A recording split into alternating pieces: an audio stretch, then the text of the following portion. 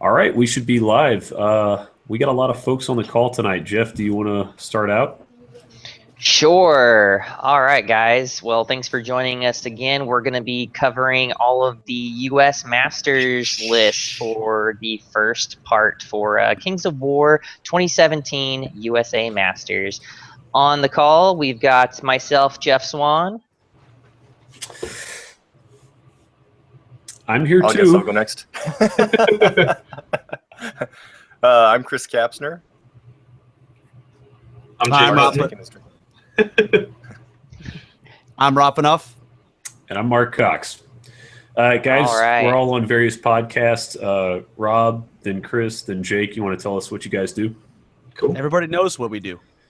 Well, Drew's in the background. The rest of us don't have that. Yeah, just look at the sign. If you don't know who we are, you probably don't play Kings of War. Sign up behind me.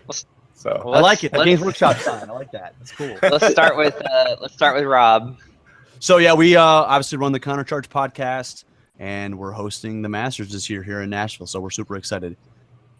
Chris, how about you, sir? Chris Kapsner. I'm regional chair for Midwest. I host the Lake SWAT Fantasy Squad podcast, and most recent addition to the official rules committee for Mantic Games for Kings of War. That was pretty exciting this week. Yeah, that's pretty cool, man. Congratulations. Yeah, definitely. Thanks. All right, and I'm Jake. I'm the regional chair for the Mid-Atlantic region. I'm also one of the two co-hosts for the Unplugged Radio podcast. We cover a bunch of different hobby-related stuff with Kings of War. Awesome. All right, guys. Mark, you want to lead us into what we're doing and how we're going to break it down for people who have not watched it before? Yeah, so in the rare event that you haven't caught some Lone Wolf, Alamo, Bayou, maybe some other coverage, what we like to do is run down the first round matchups. We tell you who's playing who on what table, and then we also read off their lists. And in this version, we're not going to be as tactical, but we'll give kind of a brief player breakdown if we know the players really well. And then we'll tell you who we think will win in the matchup. Obviously, we don't know what scenario we're playing yet, so it's just kind of a guess game. And no one knows. No one knows. No one knows. So, one, don't take this seriously. If we pick against you, it's not because we don't like you. Well, maybe it is. Well, it might be. It could be, but we'll tell you. Yeah, George O'Connell, when nobody picks you, it's your fault. But just because we don't pick you doesn't mean we're right. It doesn't mean that that's what's going to happen. We're just talking, and we're doing this for entertainment purposes. So don't take it personally. Unless we pick you and you win, then we were right all along. Right. Then you can buy us a beer. Hey, you can buy me a beer or 5. So let's get started off with table 1, and we've got Chris and Jake reading. Chris, if you'd like to start, and then Jake, if you want to pick up after him. Sure. I'm starting off with Daniel Payne from the Mountain region. He's running a Night Stalkers list with no allies here. We have a couple of regiments of Spectres, 3 hordes of Fiends, 1 with the Blessing of the Gods, 1 with the Brew of Strength, and 1 with the Brew of Sharpness. So kitting all of those out with artifacts.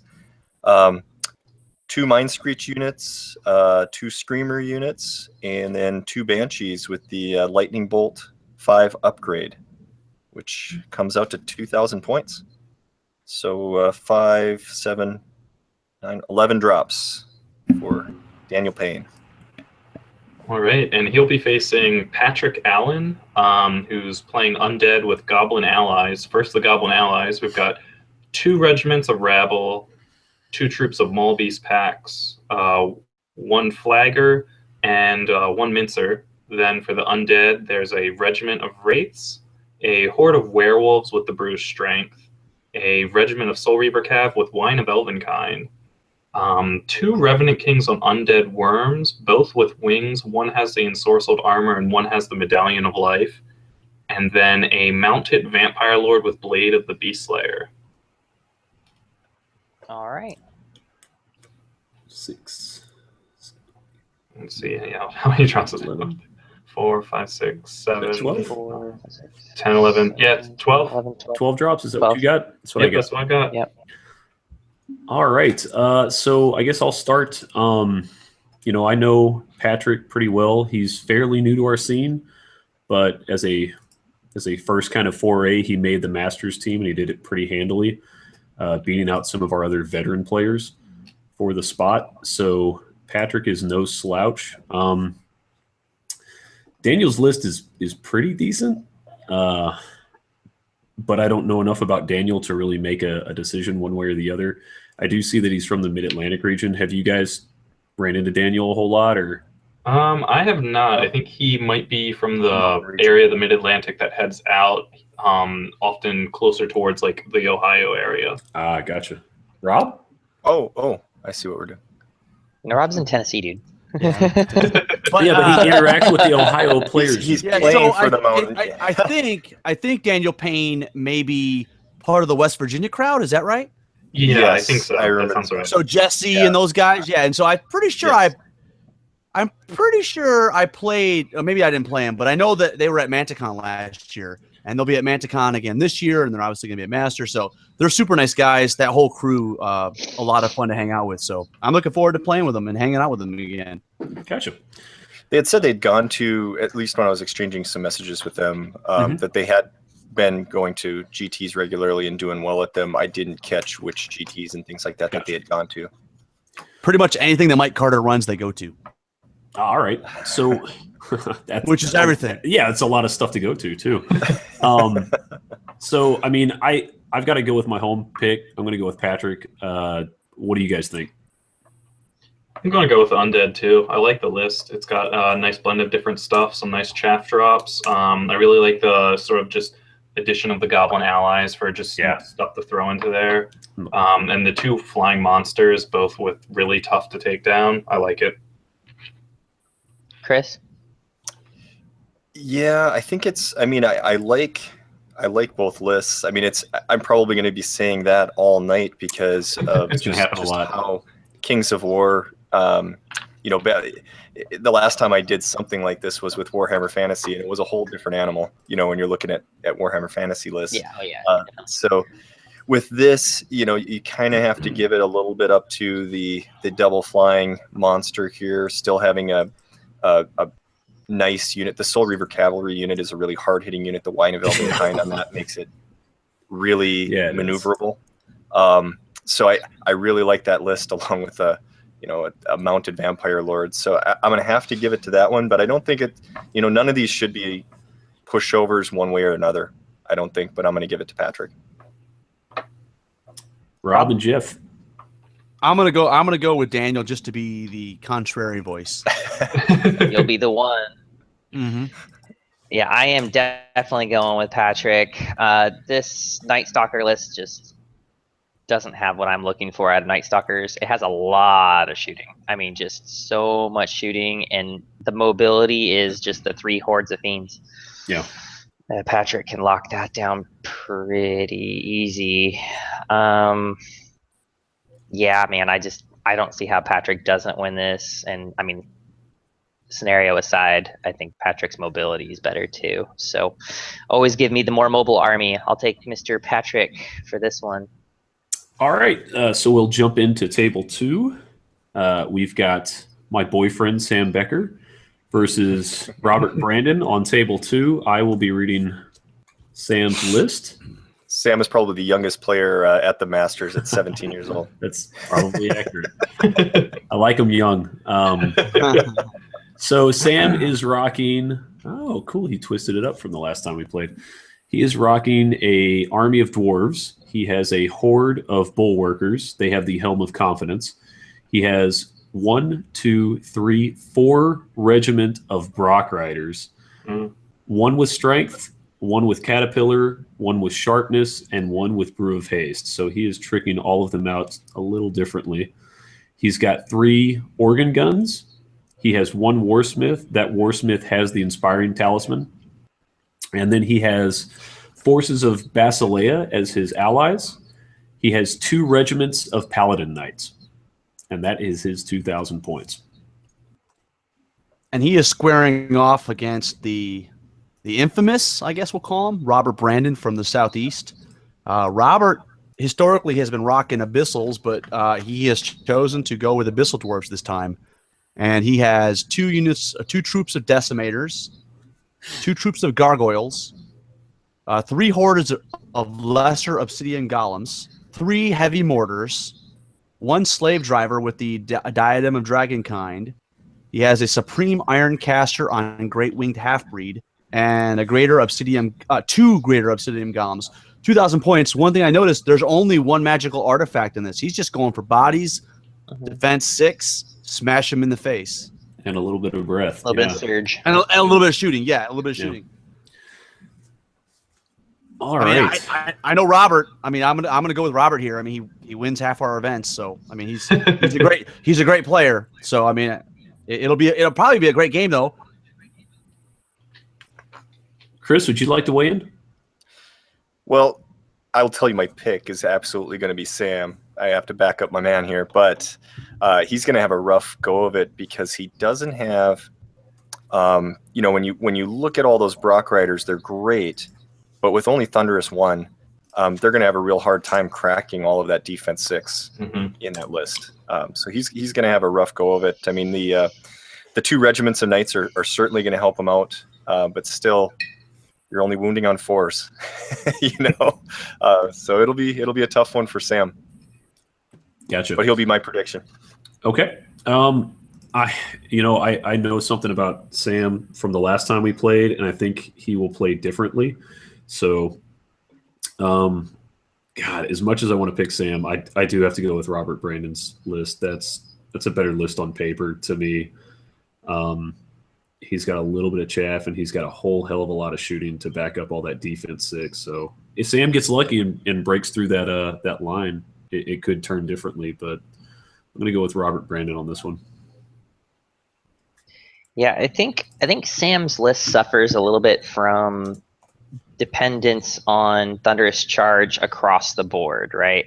So as soon as you're able to waver or just take the charge from his stuff or give him a hindered charge, or I mean literally any way to knock off that Thunderous, he's gonna have a really hard time knocking his way through Robert, and Robert's a good player, so he's gonna take the calculated risk and just get rid of that Thunderous charge or just absorb a charge that he knows he'll survive. Gotta look at a lot of these lists as, remember, we're playing scenarios. It could be loot, and Robert doesn't have a whole lot of speed to get out there immediately. And if Sam is okay with sacrificing units, Robert can't really stop him too much after he's got that token and he's turning around or going the other way with it. So it's really going to be scenario based on this, on how big the win is going to be either way. So if I have to go list on list, though, it would be Robert, but that's really going to be dependent on the scenario. Yeah, I got to go the same. I think the Brock Riders are really scary, but defense 6 is pretty much their biggest counter. They don't have the ability to really get through that, and even if you double charge, if one of them's hindered, I think you could still stick around, and that's going to be a rough matchup. It very well could be. Alrighty, so with that, we will move on to table 3. And who do we have, fellas? I believe table 3 is Paul Loester, who is my first game from 2 years ago. I played him round 1. Good guy, man. Really nice guy. So he is bringing some elves. He's got some Palace Guard, a regiment of those guys. They're naked. He's got the Sea Guard with your automatic Brew of Keen Eyeness. You've got 2 troops of Hunters of the Wild. Those are naked. He's got a horde of Dracon Riders. Brew of Strength on those. Damn. He's got 2 Bolt Throwers for that little pew-pew. Got a Elven Mage with Bane Chant 2 and his already heal 3 that he comes with. He'll have 2 Dragon Kindred Lords, with one with the encircled armor and the other one with Boots of Levitation. Interesting. All right, who's he going up against? He'll be facing Shannon Shoemaker. He's our top-ranked player from the Midwest this year. He's bringing Forces of Nature. So we have a horde of Naiad Ensnarers, a regiment of Centaur Bray Hunters, a regiment of Centaur Bray Striders, a horde of Naiad Worm Riders, a Centaur Chief with a Blade of Slashing, 2 winged unicorns, both with the Lightning Bolt upgrade for Lightning Bolt 5 each, and 3 Beasts of Nature with Lightning Bolt each one of them, and each one of them also has the vicious and increasing their attacks to 7, plus the Fly upgrade. And that rounds out his list at 2,000. So Chris, you want to lead us off? Well, I'm going to say, Double Dragon lists are tough. Shannon has faced lists similar to this quite often, and he's come out the other side doing well. I know that Forces of Nature is semi-new to Shannon. This is something he's been doing pretty much this winter and into the, I think, last few months at least. But it wasn't his army that he was winning with all last year. But he's a very good player, and I've seen him take different armies to different events and do very well at each of the events. And I'm going to have to go with Shannon here. I think he's just a real top-notch player from our region. He has a really versatile list that, as Jeff mentioned, as far as the scenarios go, Shannon's really good at playing towards the scenario. So I'm going to go with Shannon on this. I'll jump in here. I'm going to echo that, Chris. Double dragon lists are tough, but I mean, theoretically, Shannon has 3 dragons in the Beast of Nature, and that trumps 2 dragons. Plus the other stuff that Shannon's got in his list. It's a really good list. And if Paul isn't careful, he can get overwhelmed pretty quickly by it. So I'm going to go with Shannon also. It's a very solid list, and he's a very good player from personal experience. So I will take him as well. I'll take my shot here. I really like Shannon's list. It's kind of a variant of what I've been running a lot of. I personally don't believe in taking the wings on those Beasts of Nature. I don't think they have a point because they can lightning bolt the whole time on their way to where they're going. But other than that, I really like the list. I was trying to talk him out of that, but he likes it. I just think it's 150 points down the drain, honestly. Play style difference, but Sure. Been playing it a lot, know how that list plays, and I almost want to see this kind of matchup ahead of time because those Dracons, they're just really sweet targets and stuff, and big points and small buckets. So, and that ensnare. Oh my God, the ensnare on the ensnares. Woo! Plus heal to back them up. Mm-hmm. Good luck, ladies and gentlemen. This is a great list. So Shannon, I know you're a good player too. I gotta give this one to Shannon. Cool. I'll jump in. I got to go with my boy Paul here. He's part of the Mid-Atlantic team, so gotta get the back of the team here. I do think Shannon's got a really rough list, and I have played against him. He's a really, really solid player. But I've heard really good things about Paul. I haven't personally played against him before, but I know he's done other Masters. So, and I think if the scenario goes his way, I think Paul can definitely pull it out. So does that leave it just to me? That does leave it to you. To drop some education on you guys. Well, I've played both of these guys multiple times. Both these guys are awesome players. But you're forgetting one thing. We're using chess clocks, so Paul's going to win. Oh, yeah. That's so true. No, but in all seriousness, Paul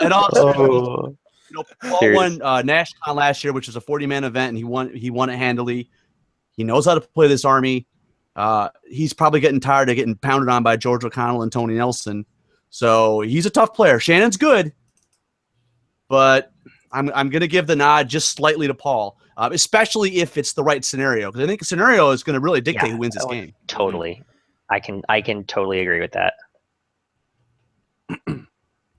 All right, so let's jump into table 4.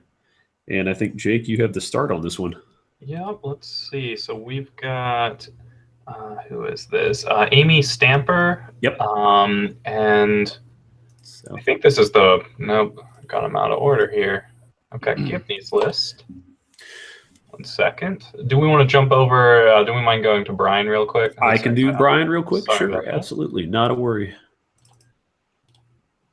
So this is Brian Tucker's list. He is playing Amy Stamper, and they are on table 4.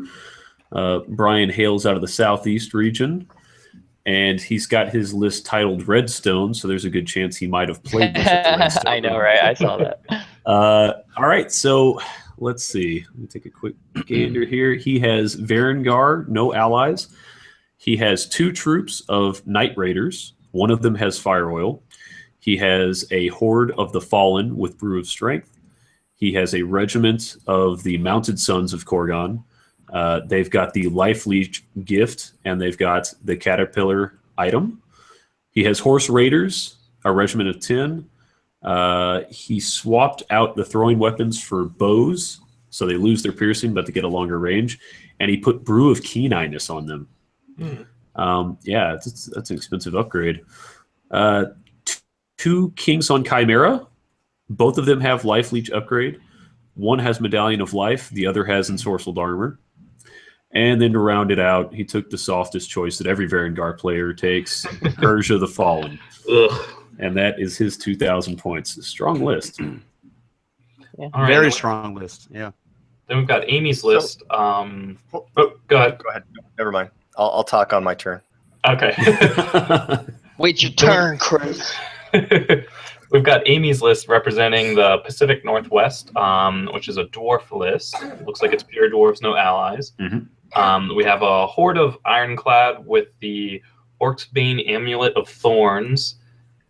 We've got 2 hordes of Earth Elementals, 2 regiments of Brock Riders, 1 with Blessing of the Gods, 1 with Brew of Strength, 2 Organ Guns, 1 Stone Priest with the Bane Chant upgrade and the Fireheart Amulet, so it can surge and Bane Chant in 1 turn. A Warsmith with the Boomstick, a King on Large Beast with the Blade of Slashing, and 2 Greater Earth Elementals for 1, 2, 3, 4, 5, 6, 7, 8, 9, 10, 11, 12 drops. It's pretty good. Anybody want to weigh in first? Well, the thing that leapt out to me right away about Brian's list is, okay, he only has does 1 anybody unit. see an infantry here? Yeah, just Like, the 1 unit, the scouts, the troops. right. Night Raiders, yeah. It doesn't matter. People don't take her for just that. Honestly, basically, she's a True. flying vampire, so it doesn't. She can do it to really... herself, right? No. No? She has to target infantry. Yeah, that's Okay. an FAQ. Gotcha. So yeah, that was one thing. I'm like, well, where's the expensive thing to bring back to life? And there really isn't anything in that. Yeah. It doesn't matter. She's still good. She's still amazing. Yeah. Yeah. Yeah. So- I guess I'll go first. Since you cut Chris off, yeah, why don't you just go ahead and go? Well, no, he was pointing out that he can't bring anything back. Well, obviously the stronger list here is Tucker's list, but just after talking to Tucker today, it just seems like he's a no shits given kind of player. So I gotta say, Amy's list, it's kind of slow and it's high defense and stuff, which is not always a great thing. It has a lot of shooting too. I mean, it's kind of all over the place for dwarves, honestly, but it gives her the tools to do what she needs when she needs to do it. So in a scenario based scoring system, I think that she has more capability to pull off scenario points and be tactical while doing it because she has tools. So I'm gonna go with Amy on this one, actually. Okay. Yeah, I'll jump in. Amy's list is very similar to a guy from my region who does very well, Alex, who we're going to talk in the next round. And I've gotten beat by it so many times. I have a ton of respect for this sort of slower dwarf style, because in an objective-based game, if it's slow, they just pound right through you, and it catches me out so much. So I'm going to go with this list because I've felt the fury of this similar style dwarf list so many times that it's always going to get my pick. Mm-hmm. Yeah, I guess I'll go. Obviously, I know Amy because she was at Manticon last year. She's a good player. I know Brian, and Brian's got this down, no problem. Brian is an amazing player. He likes to think things through. He's a little bit like Shannon Shoemaker, only he doesn't time out. But damn. But and to be fair, Brian has been playing this list TC last year, and I know he did pretty well at Siege of Augusta. So here's the deal. This is the matchup you've got. You've got an army that wants to punch you in the body a bunch of times, which is the dwarves. And then you've got the one guy that's Brian's list is about knocking you out. And if Ryan knows when to throw the haymaker, he's going to knock her out. To your point, Scenario is going to play a big role in this because he doesn't have the scoring units that he needs. So yeah, the drops. That's the issue, man. Mm-hmm. So, but luckily his stuff all moves pretty quick, right? So he can get stuff. Oh, yeah. If he gets out deployed, he can fix it. Move it. And like I said, I played Brian lots of times. I'm just going to go with Brian. I mean, I've beaten Brian, but I've been probably beaten by him more than I've beaten him. So he's a solid player. Chris, did you actually want to go? Sure. Do you actually want to go now? Yeah, no, that sounds fine. I didn't consider Jeff cutting me off. It was just I was trying to. You always got to consider that. That's just normal. It happens. Well, I saw some of Tucker's posts today, and it sounds like he is planning on having a very fun time at the Masters, which may mean this might be his only win for the weekend. Unless he gets there early on Friday and then is hungover Saturday morning too. I really do like both of these lists. I know Amy. She's actually Kara Brown's wife. They go way back playing Kings of War for years here, and I think she does have the tools for most scenarios to take on this Varangur list, though in the right situation. And if Brian can find a weakness or get around on a flank that she isn't protecting well enough, it could definitely swing his way. I'm going to vote for Amy on this one, but I think it's going to be a good game. All right, I will weigh in here also. As we've been talking, I've actually been flip-flopping back and forth. The one thing that I see that Brian has that Amy's kind of lacking is speed. Brian's slowest thing is Amy's fastest thing at 8. He's got the 5 infantry, but those don't really count because those are troops. So I like to go with speed most of the time. And I think, to Chris's point, this unit or this list has enough speed to get around and exploit some flanks and really cause some damage. And once you start taking units off, it's really hard to start winning scenarios. So I'm going to go with Brian on this one. Slight edge. And that takes us into table 5. I think, Rob, you have the first best list. table of the best table we're I'm so excited for this. I'm excited, and I know, George, you're listening. Get ready, here it comes. So we actually on table 5 we've got Alex Chavez. Is that Chavez? How I pronounce it? Chavez. Yep. Against George O'Connell, and I've seen Alex's name. Ranked player in the Mid-Atlantic. He is number 3. Yeah, and I think George is like 2 or 3. So we've got 2 juggernauts going at each other, and I'm going to go over Alex's list. He is rocking dwarves, and he has a regiment of rangers. He has 2 hordes of earth elementals. He has 2 regiments of Brock riders, one with Potion of the Caterpillar, because that's I thought that's how they automatically come that way. Usually. Army Standard Bearer. He's got a berserker lord mounted on a Brock with the blade of the Beast Slayer. And he's got another one with the wings of Honey Maze. Oh, shit. Yeah. Now it gets good now. Stone Priest with Bane Chant 2. And, 3 greater earth elementals. Yeah. He's bringing the pain. He's bringing the pain. What's George got? Man, this is going to be... Speaking of pain. This is like a...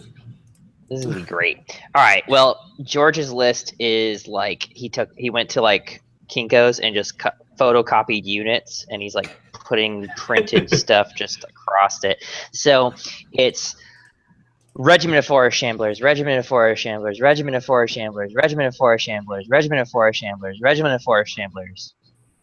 One of those has Brew of Haste, one has Fire Oil. So for those that are counting, 1, 2, 3, 4, 5, 6 regiments of Shamblers. And guess what? That is to unlock Mage on a Mount with Fireball, Prince on a Mount with Diadem of Dragonkind, Dragon Lord with Encircled Armor, Dragon Lord with Medallion of Light, Dragon Lord with the Chance of Hate. So it's a bunch of trees with big ass dragons and a couple individuals. I think I was counting this up earlier. He has like 45 breath weapons between the 2 dragons, plus the 2 sets of Fireball is like 65 breath weapons. That's about right.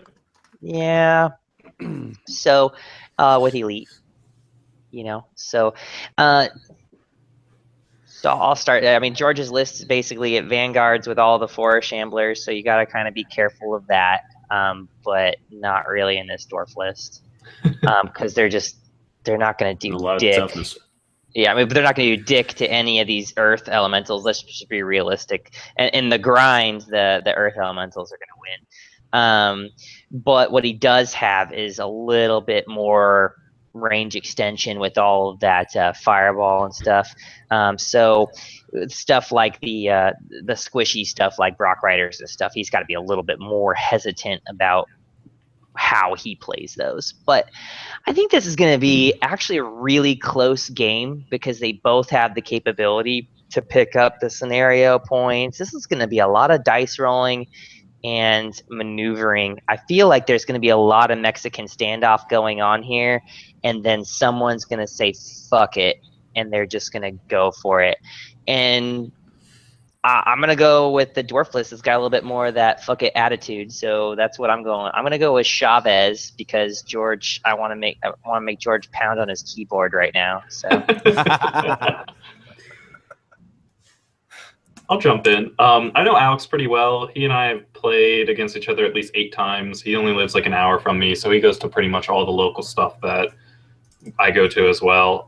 He's been playing this style list at Unplugged, similar list at Keystone. He's taken it to a bunch of our one-day events, and he's almost always in the top 5 with the list. Doesn't matter what he's facing, he pulls it out. And his regular opponent is an elf player with a bunch of breath. So I think if he wasn't prepared for it, he would have some trouble. Right. He knows how to face it. So I got to go with Alex. I know Alex is pumped because he said he wanted to play George when he went down to the the southeast area of the Mid-Atlantic, and George didn't make it because of like a hurricane or something. I don't know, but he's excited. What a bullshit excuse. Hurricane Alex. Hurricane, come on. George, man up. Play through a hurricane, man. Rob, Chris, would one of you like to go? I'll go. So I'll go. George's list is a really tough list. It's one I'm not real excited to face if I have to face it. But I think Alex's list really counters it well. I mean, George isn't going to get a lot out of his breath weapons because of all this high defense. And I think Alex can really hold his own. George, I think, well, Jeff, I think you called it right. George is probably going to be the one that jumps in at some point, looks for that weakness and jumps in at one point, and he better break it right away or he'll be in trouble. So I'm gonna go with Alex on this one. Does that mean am I last? Yeah, I can go before you if you want. Yeah, go ahead. All right. I do see the strength here in the dwarf list. I've been looking at it and nothing but it since we've been talking because I saw George's list the other day and almost threw up. I just I know how George plays because I've seen him play Dan King and I've seen him play some other people at Lone Wolf.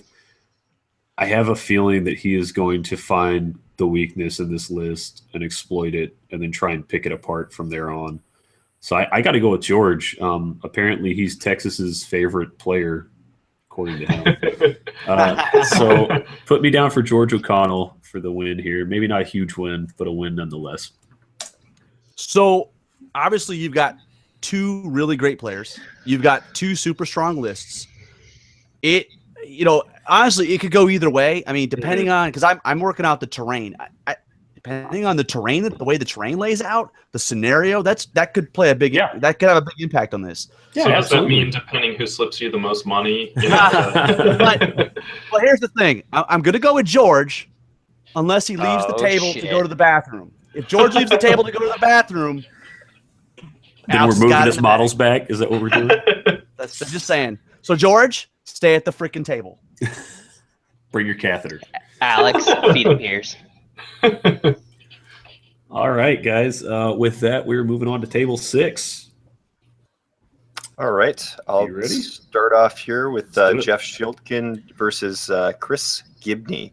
Jeff Shiltkin is from the Midwest, and he's bringing a Kingdoms of Men list. A lot of hordes here. So we have a horde of heavy pikes, a horde of bowmen with the Wine of Elvenkind, a horde of the arquebusiers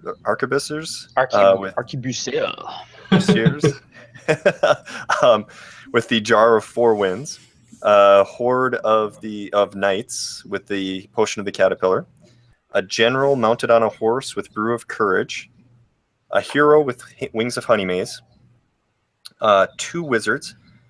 Both of them are replacing their fireballs with lightning bolts and adding the Bane Chant in there. One is taking the Scrying Gem and the other Inspiring Talisman. And then he has allies, League of Rordia, a horde of the Honor Guard, and a Duke on the Ancient Winged Arlez. All right. Okay. All right, and then he's facing is it Chris Gibney? And Gibney. It's his list is called Master Nuns, so it's going to be a Basilia list. We've got 2 hordes of Eloi, one with Blessing of the Gods and one with the Scrying Gem. A regiment of the Sisterhood Panther Lancers, 2 hordes of the Panther Chariots, one with Brew of Sharpness and one with the Potion of the Caterpillar. We've got an Abbess on the Panther Chariot with the Brew of Courage, and then an Abbess on foot, mounted on a Panther with the Blade of Beastslayer, and then the special character Mother of Phoenixes. Yeah, the only thing I don't get about Gibney's list is why he gave the Blade of Beastslayer to the individual Abbess instead of putting it on the Panther Chariot Abbess. Is anybody else confused by that, or just me? That is odd. Right? Like, I feel like 8 attacks and the ability to flank. Right. I just maybe switch the 2. Maybe the thought is then they both can do some damage. I don't know. I agree. I think that's an odd choice. It's on an individual, though. On an individual, you can charge in any direction, and so if 360, and you can sneak around corners and stuff with it. 4 attacks, dude. Right. No, I get that, but it's only defense 4. Yeah. I don't know, man. Cool. So who wants to pick first? I'll go first. Yeah, go ahead. Yeah, I've never faced a Basilia list that uses Panther Chariot, so I'm going to go with the list that doesn't take them because I haven't seen them used. Oh, they're good. I don't really have a reason other than that. I don't know either of the players. They're both lists that aren't styles that I see much around here, so I'm going to go with the non-Basilia list. Sure. I mean, the thing is, I play against both these guys, so like I know the style that both of them play, and Gibney just plays some quirky shit sometimes, and it will catch you out. The thing is Jeff's got a real solid poke list here. He's got lots of poke and then knock it down. The Panthers and Sisters, they don't stand up to that super great. And Jeff's list is actually just really solid all around. That being said, like, do I think Jeff's going to win? Probably. Do I have to go with my boy Gibney? I got to go with Gibney, man, because you don't know the crazy stories behind what this guy's able to pull out, man. You just the crazy stuff this guy pulls out of left field. So I'm going with Gibney. Chris, you want to weigh in? Sure. Well, I'll tell you why you're wrong, Jeff. No, Jeff Schultgen is a very good player, and He is, yes. Dating back to many years of Warhammer playing, if we add up grand tournament wins over the years, really like coming out of Minnesota, it's Mike Gerald #1, and Jeff Schultgen is hot on his heels. We're saying he's a hot number 2. He's hot #2. So steamy. Oh, so steamy, Jeff. He's a very good player, and he's won many GTs in the past. He's getting a lot of practice in down in the cities right now. He's doing really well with this list that he's been practicing with, and so I have a lot of confidence in Jeff pulling this one out. In fact, I have confidence in Jeff doing among our best out of the Midwest. So my vote for Jeff Schultgen here. Cool. I'll throw in here. I actually got to see both of these guys, like 2 weeks ago at Shiloh. Chris was not running this list. He was running something else, but he was talking to me about this list, and I really, really, really like Chris's list.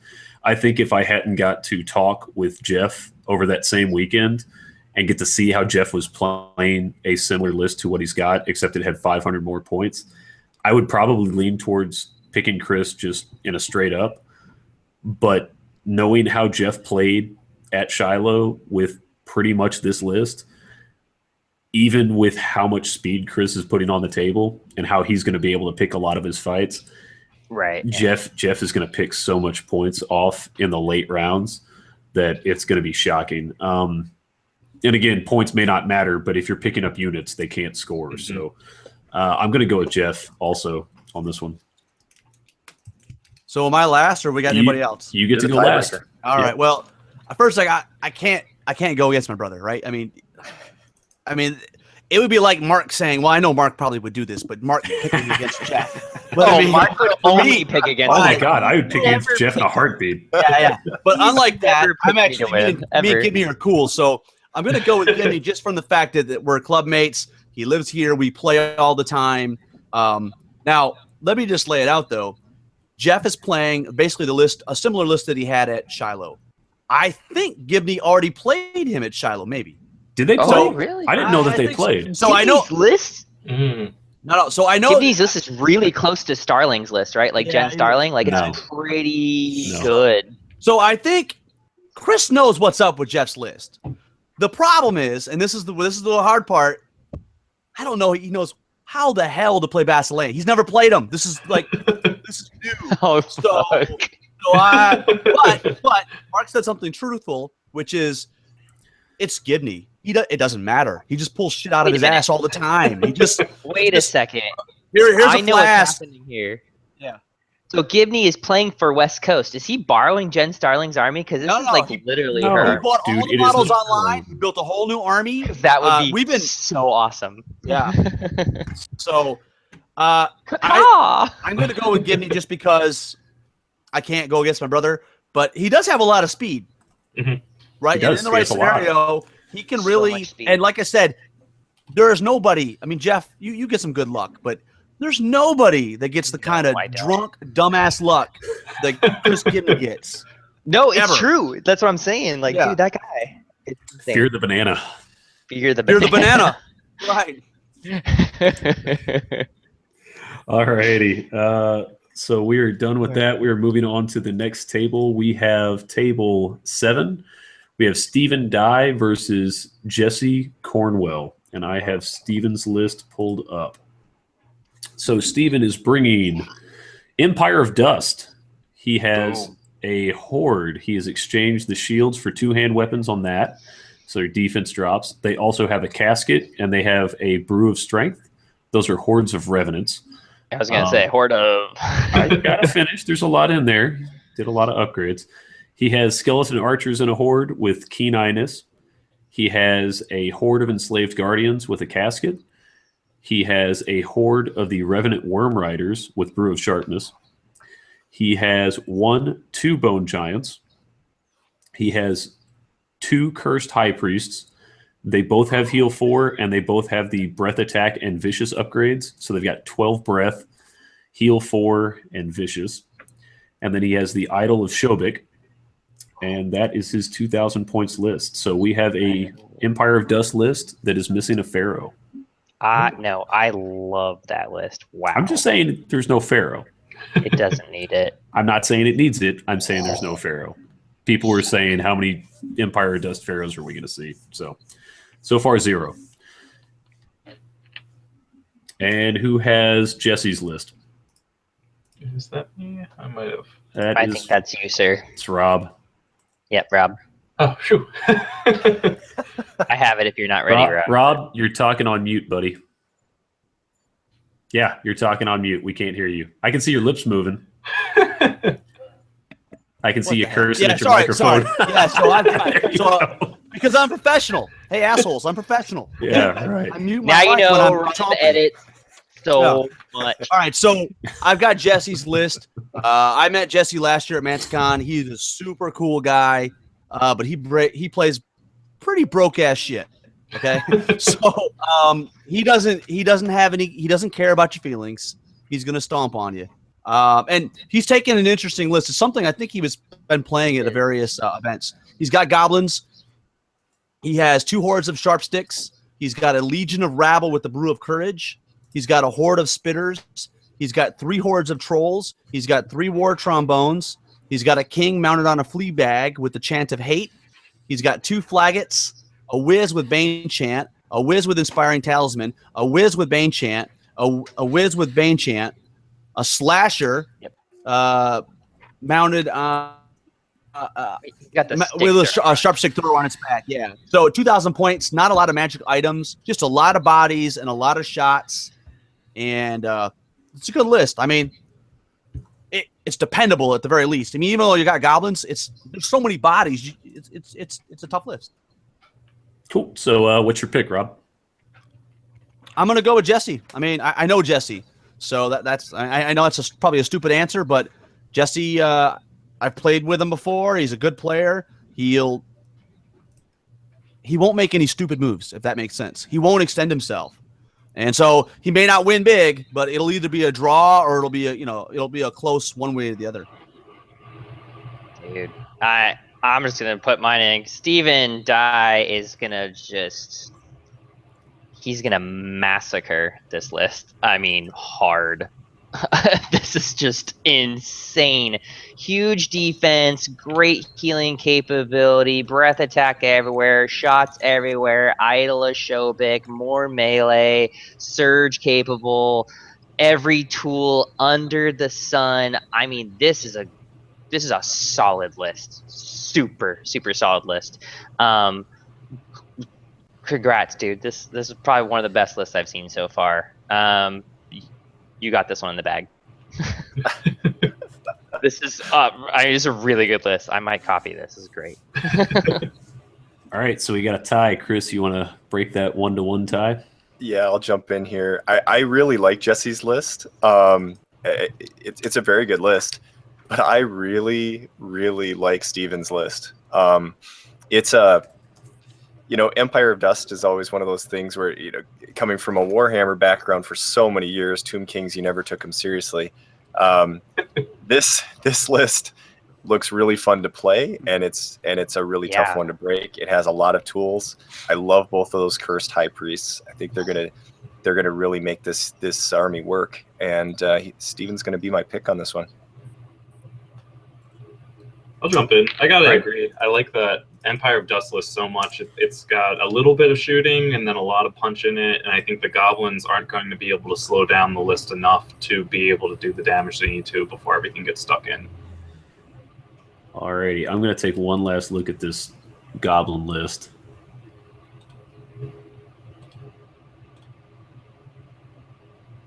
God, this is going to be a good goblin list too. Yeah, this is a tough fight both ways. I just had that though. The Empire does. And while you're talking, we should say that Steven is representing the mountain region and Jesse is representing the west region, but he's actually hails from the Mid-Atlantic. And sorry, we forgot to mention that. Yes, and he's another one of the West Virginia crew that's hiring themselves out as mercs. You know what? I think I'm gonna edge for the goblins here. Mark's edging. Yeah, that's right. I'm on the edge of my seat. That's what that meant. I love how Jake got that. Yeah, give me Jesse for this one. Oh shit! Media Gallery really likes Mark's headphones, by the way. Good. I'm getting comments about how great your headphones look. These things are fucking amazing. Like, I can't hear anything happening outside of right there. He wears them when his wife And you look talks. like Mickey Mouse. Oh, that's fantastic. I wear them when my wife talks. I get in trouble a lot. All right. So we have table 8. We've got Greg Person versus Brad McKay. Yeah, I've got. It's funny. I got Greg's list and not Brad's. That's hilarious. All right, so I have Greg Pearson here. He is playing for the Northeast. It appears that he's playing goblins, but let me scroll through since you can put like 15 goblin units down before you have no more allies. So he's playing goblins. So we have spitters. He's got a regiment of those guys with a piercing arrow for fun. Had some points left over. He's got a regiment of trolls and a horde of trolls. I like this. He named them Bone Snapping Boys. Like it. Blessing of the Gods on the horde. He's got a mob beast pack, so he can have a little chaff in there. He's got a Fleabag Rider troop, again for some chaff. A Fleabag Rider chariots, heck yeah. Fast and Furious, like it. Love it. Wine of Elven Kind on those guys. He's got 2 big rock troas. He's got a king on a chariot with the boots of levitation, because you need to be able to march and shoot his bow, I guess. That's what it looks like. Yep. Okay. Well, 7 attacks. This guy's gonna be so cool, man. I love this list. Bigot. And he's got a bigot and admirable altar. All right, so we got him on with a Diamond Dragonkind with a Fleabag mount here. So it's a highly mobile goblin list. You still got to go down, dude. Still There's have another page. Oh shit! There's a whole other page. Sorry. But wait, I forgot. There's But wait, 4. there's I more. forgot, there's 4 pages. It's goblins. He's got a whiz. He's got that with Bane Chant too on a Fleabag with the Inspiring Talisman as well. He's got a giant. He's got orc allies. Looks like he's got a horde of axe and a crudger on a slasher. This is awesome. This guy's gonna have such a cool looking army. Does somebody know whose army this is? Like, yeah, I'm guessing you know. He's my co-host actually, so him and I chat a lot. This has got to be a just really cool, like, thematic army. It's cool. Yes, every unit is named. It's cool. Jake, is this Greg's army from a long time ago where he was painting up all those goblins? Or is it something? Okay. Mm-hmm. Okay. I think I saw pictures. It's a really nice looking army. Yeah. And multi-basing has only helped it. I'll weigh in after we hear the next list, but all right. Cool. So Greg's going to be playing against Brad McKay with his Merc. Frickin' Merc, you turncoat, Merc. He has, starting off with 3 hordes of fiends. One with the Potion of the Caterpillar, one with Brew of Strength, one with Blade of Slashing. And then we have the, 3 Planar Apparitions and 3 Void Lurkers, one with the Dark Lord's Onyx Ring, one with Brew of Haste, one with Ensorcelled Armor. 9 drops, 2,000 points. So I'm going to jump in first because I want to weigh in on Greg. Give some perspective on him. So Greg messaged me this list along with some of the other Unplugged guys and said, "Here's my awful Masters list in all its glory." And he often will say that about his list, but he has beaten me several times with his quote-unquote awful list because he will not lose focus on the objectives at all, and you'll be having such a good time playing with him that you won't notice that he's sneaking that token into the corner where you can't reach it and different things like that. So his list, not great, but Greg is a really solid player and he's a really fun to play against. So it's really easy to lose yourself in the game and not notice those little tweaks. Well, I hope you win, Greg, but here's the reality. Brad McKay is a South player who consistently takes top placings in the South. The dude is methodical. He is mathematic. He doesn't make mistakes. This is a newer list for him. He's hasn't played it a whole lot, but he knows exactly what he's doing with pretty much everything. He's very surgical. Brad, to vote against Brad is often you will often lose because he took a terrible what was a terrible list of Masters last year and took I think like 7th or 8th place. Yeah, he did. So I mean he's just a good player. He sees stuff and he's very, very technical. So that being said, you have a couple of things that Brad doesn't want to see, but those are going to go away pretty quick. This list is this. I've played against this list. It's a very good list. You gotta give me Brad, the Merc motherfucker. I gotta go with Brad. Cool. I'll dogpile in here too. Brad's list looks like it would be at a disadvantage against Greg's just because he's got way less drops. But like Jeff said, you're probably fooling yourself. Brad is going to pick things apart. He's got enough speed and he's got enough depth to really give Greg some difficult situations. So yeah, I'll take Brad. I'll jump in. Obviously, did we mention that Greg Persons is representing the Northeast and Brad is from the South representing the Pacific Northwest? Just remember that. We did. I'm going to go with Greg Person because he's cool. Don't Merc. Yeah, I'm going with Greg because he's cool. That's it.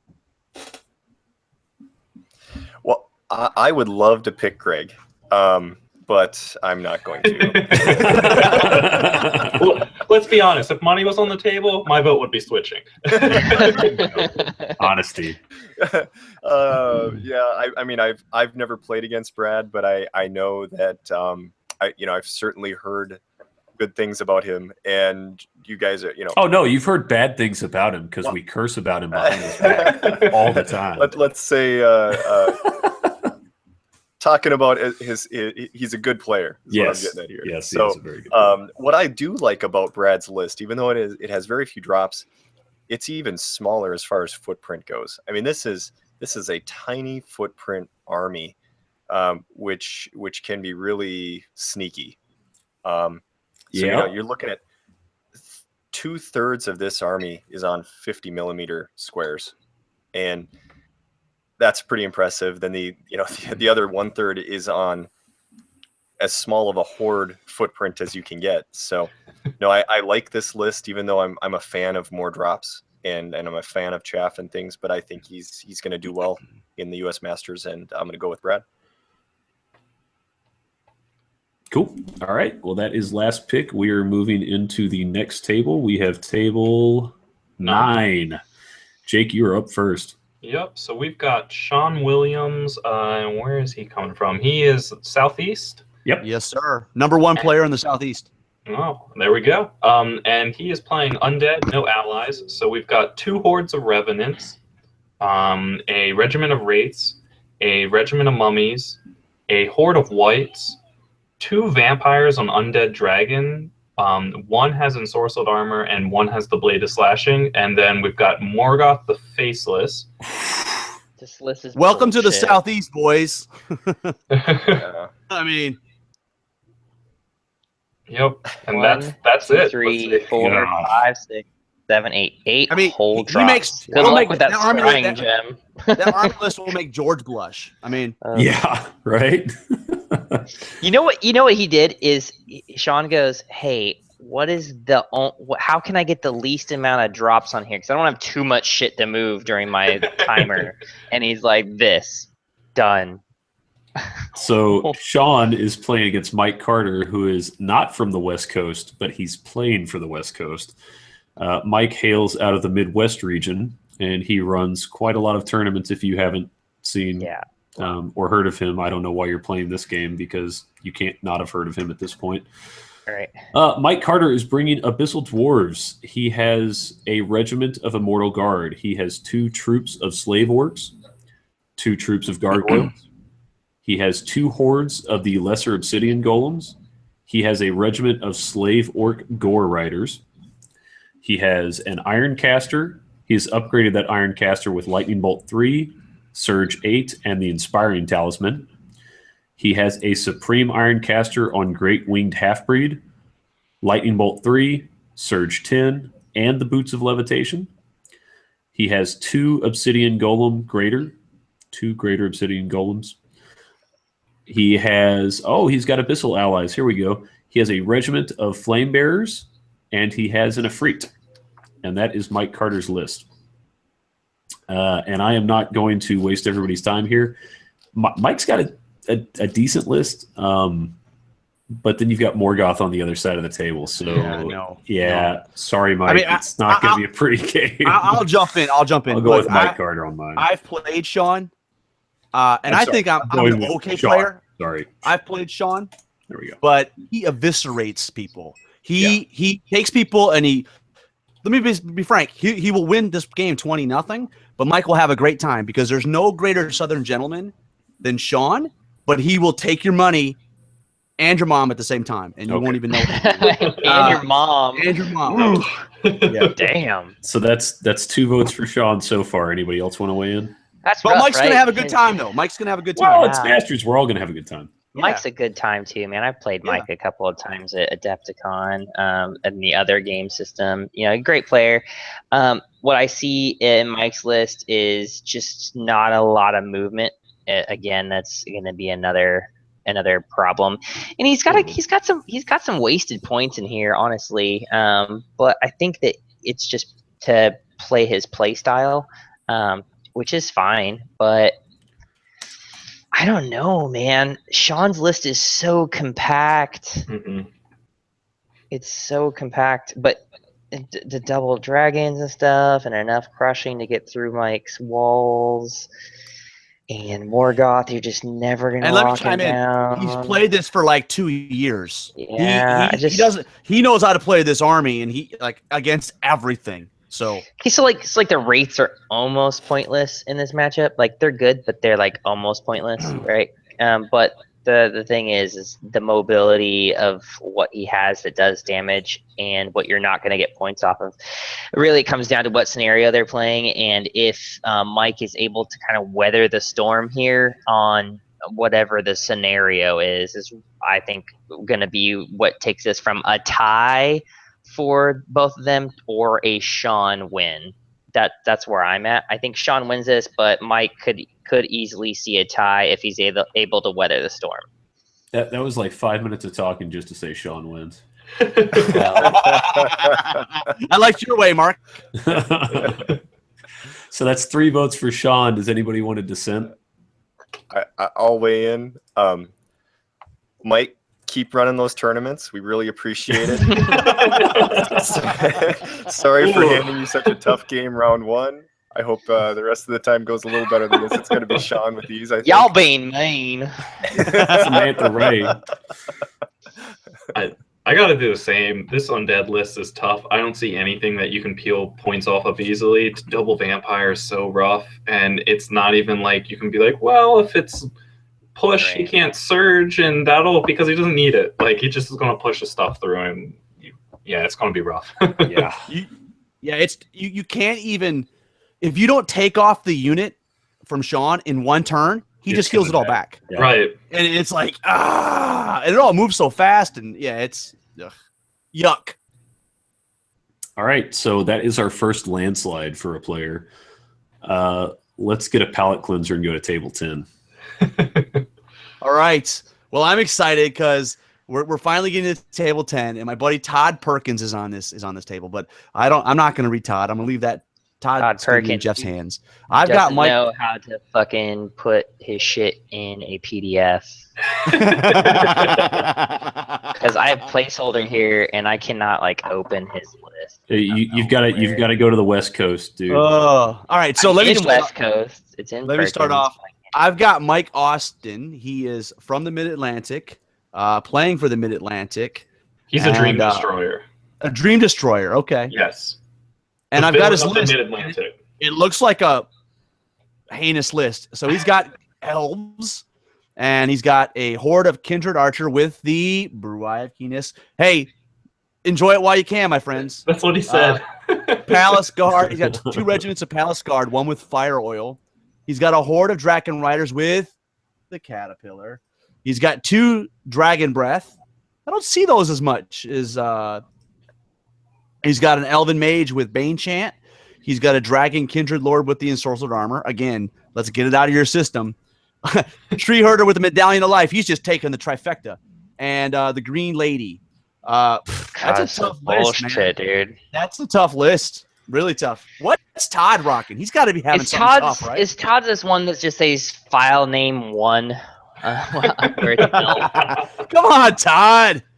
Is this what it is? This file name 1? I had to pull for you to get you in this thing. Come on, Todd. I think that is his. Because his says text to file. Oh, this shit doesn't work anymore. Please see this. Like, come on. No, you've got to reload it. Todd's playing elves, right? Correct. It is elves. Okay. So I'll just do this. Now, while you're looking that up, I will say Todd actually gets a bad rap. I'm a good player. It's an elf on elf like kinfest over here. All right, so we've got elves. He's playing some archers with the auto take heart seeking chance. He's got some Silver Breeze Cav twice, one with fire oil. They're just troops. Stormwind Cavalry. He's got a regiment of those guys with a wine of elven kind. Dracons, Horde, Brew of Sharpness, +1 to hit. Bolt Thrower once, a Army Standard Bearer with a Diadem of Dragonkind, 1-2 Dragon Lords, one with Levitation and one with Encircled Armor. That is like a big thing for you guys out there, isn't it? Like the double Dragon Lords with that exact setup. It's 5 out of the top 8 tables lists always coming have out of 3 or the 4 dragons. Southeast Yeah. had 2 or more. Yeah, it's rough, dude. Look, I'm not. Look. The reality is we don't pull our punches. That's for sure. I mean, it is what it is. I don't know, man. It's not as nuanced I'll as it is jump in Texas. So There's elf on elf stuff here. I don't know, man. I think we all win. I like It could go this. either way. It's an elf player being an elf player, so one of us doesn't have to club them. Yeah. Just saying. Yeah. Yeah, I mean, I They're know both Mike's a kinda pretty bullshit. solid player, right? Right. Mike is. They're both kind of bullshit. Mike's the top player in our region. Yeah, so He won all right. Keystone. He also played. He at Unplugged. He got so drunk he didn't show up to the second day, and he Love still it. Mike finished, like Mike wins. six Yeah. places Mike. up. My vote for Mike. I'm voting for Mike. Mike. All right, here's Done. the deal. You've won my vote. Tiebreaker. There you go. Mike wins. Since the venue Masters has got to vote for Todd. Oh, hey, by the way, venue, we allowed to bring our own beers, or are they like Yes, it counting is. on that shit? It or- is completely open. It's even in the contract. So Okay. yeah, Nice. it's totally open. Yeah, It's completely open, like Jeff's. I know the South is like not worried about lists. We're worried about can we bring our beer? yeah. That is, And we'll that is ha- a just legit so everybody word. know, we'll have like drinks and stuff. We won't have alcohol to sell, but we'll have other stuff, candies and stuff there. We'll Like- sell you some alcohol. Yeah, I know. We'll sell it. We'll sell it. We'll sell it. Yeah. All right, cool. Yeah. Well, Mike's got it. Mike got my vote. I heard alcohol. So. I'm going with Todd. I'm going with Mike. That list is tough. The Green Lady with God, the that green lady on that, regenerating. right? God, that's It's- kind of horseshit, honestly. Yeah, Like, Following that fucking tree herder around. Woo. Yeah. Fucking it. And then if the tree herder is just getting dinked away, she can jump over, heal something else. Yeah, his stuff does not die. Those Todd's breath only weapons are got- rough. Todd's only got one Dragon Lord over him, right? I mean, Right. it's the same. Just only one. one.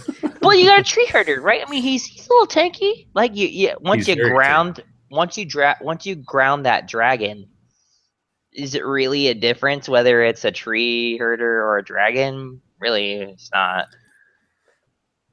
Chris, I don't know. you got your vote. Final vote.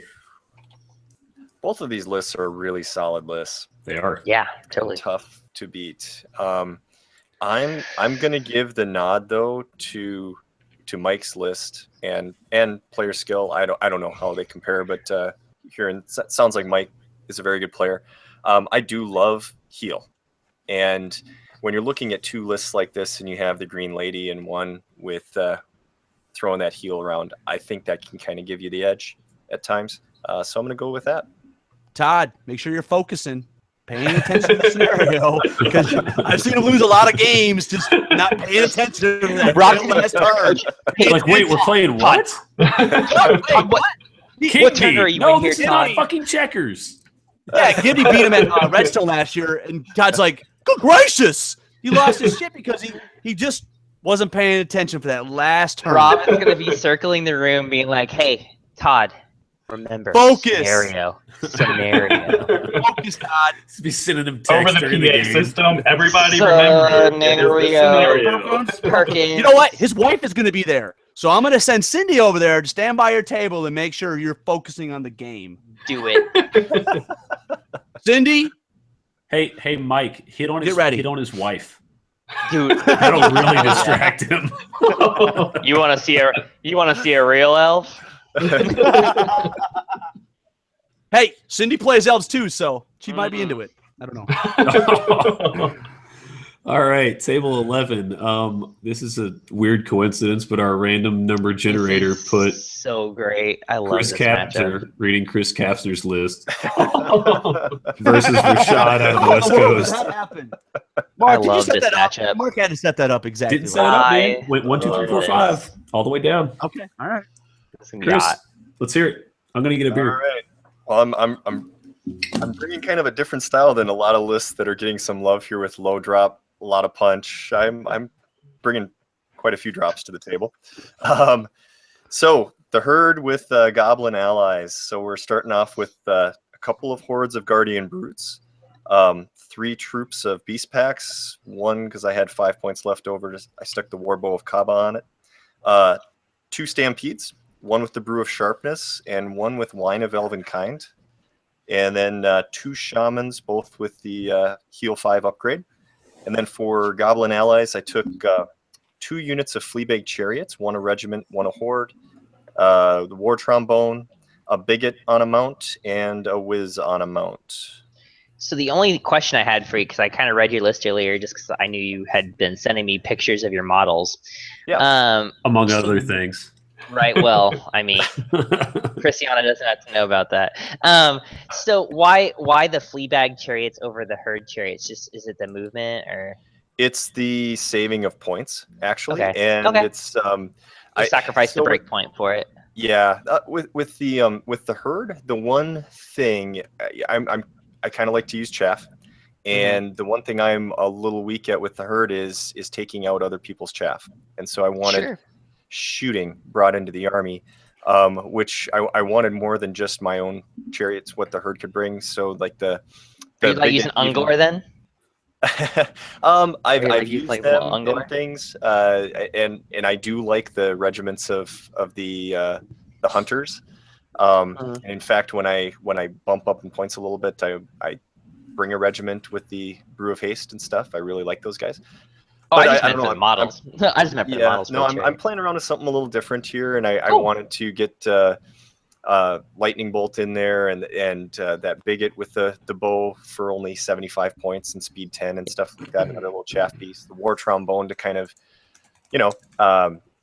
nail things that try to drop in behind me and stuff like that. So I don't know. It's just I am changing it up. It's something I'm just playing around this winter. I probably shouldn't have done that.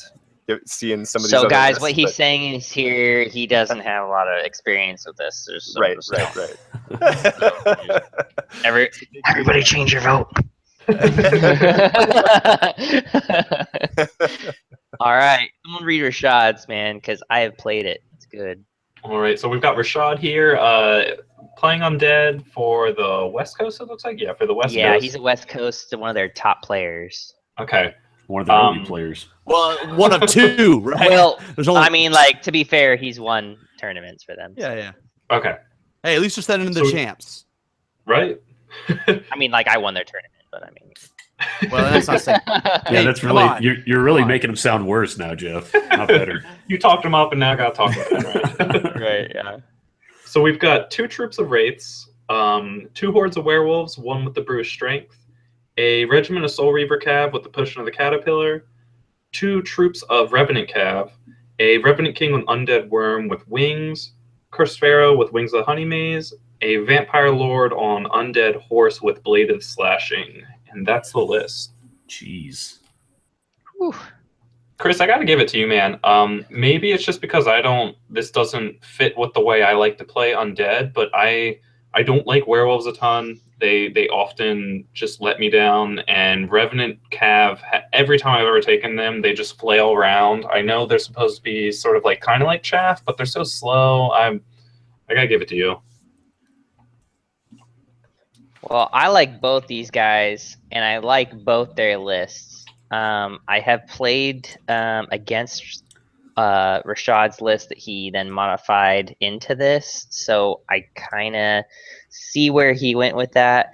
I think with that Cursed Pharaoh and the Vampire Lord, those are definitely really difficult for Chris to deal with. Yeah. In the places that Chris doesn't want to see them.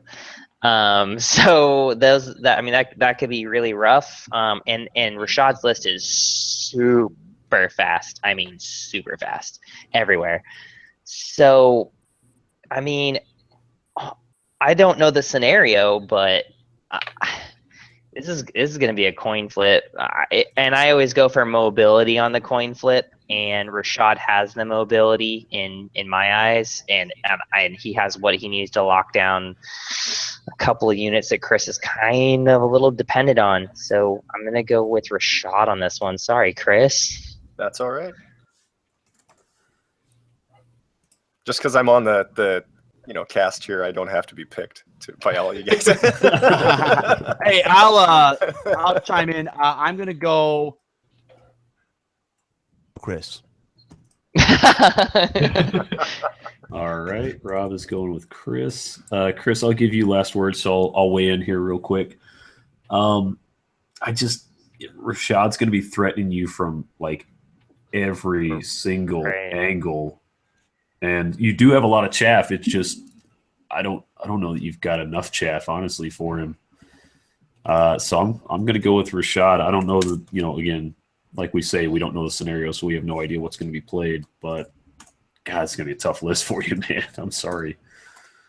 You don't have to weigh in here if you don't want to. Because that would be terrible if you called, I'm going to win, and then you get slaughtered 20-0. Right? No pressure.